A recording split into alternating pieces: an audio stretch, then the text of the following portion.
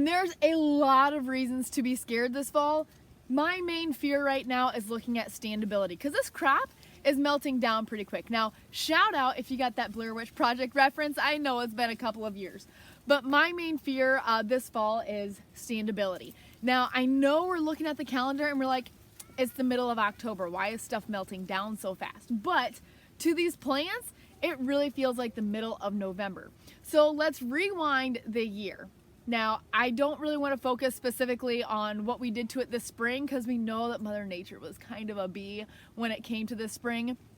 But when it came to pollination, we really had a really nice year. So I know that there was some concern in June with the hot, dry weather that we had in June, at V6 while we were determining our ear girth, but genetics really are determining what our ear girth is going to be. We had enough moisture in the soil, we got a little bit of rain, so we really got the ear girth that we needed. So we were set on a good ear that way.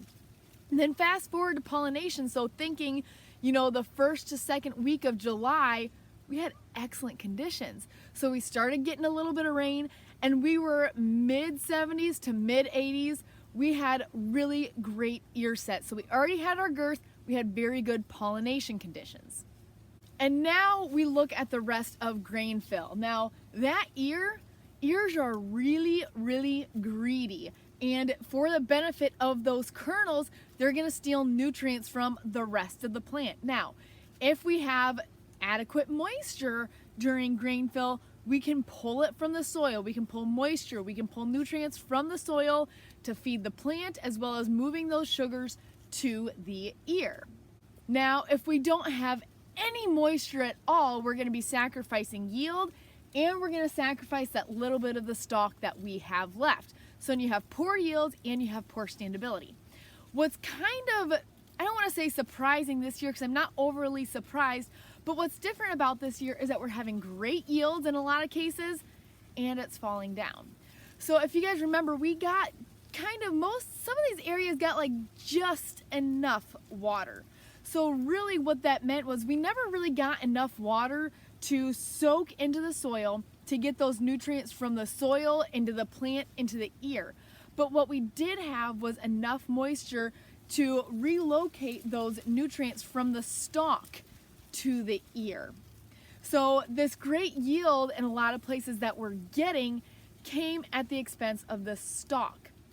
And that's why these plants have been dead for longer than what we're used to, because when we think about it, this grain dried down very, very quickly, and that's because as soon as we black layered, it gave up the ghost.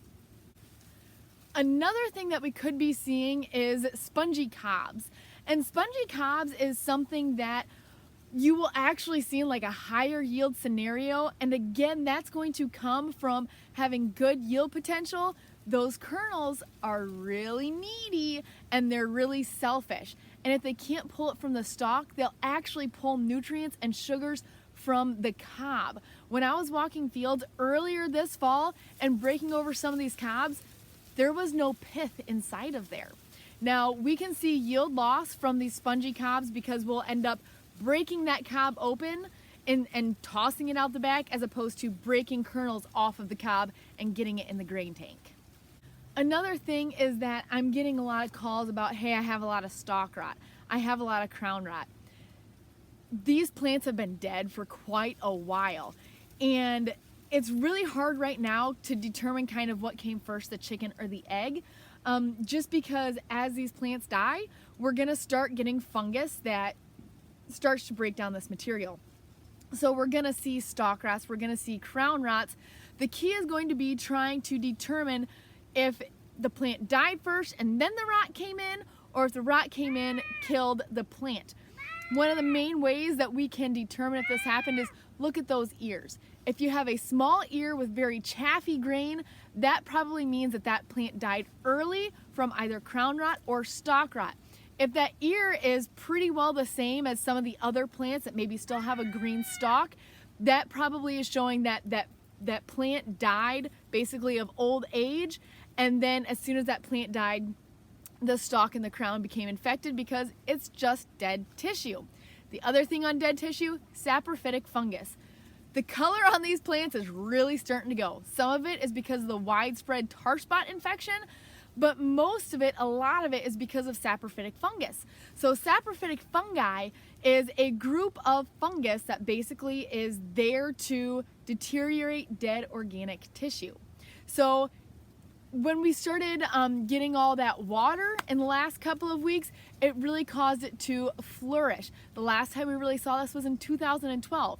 And one of the main reasons is because we get a lot of dead tissue earlier in the season, because you're going to lose those bottom leaves because of drought and nutrient losses or nutrient deficiencies. So we've got a lot of dead tissue earlier in the season. That fungus starts taking over, and then it blows up as soon as we get some moisture. So that's all I've got for you today for spooky season.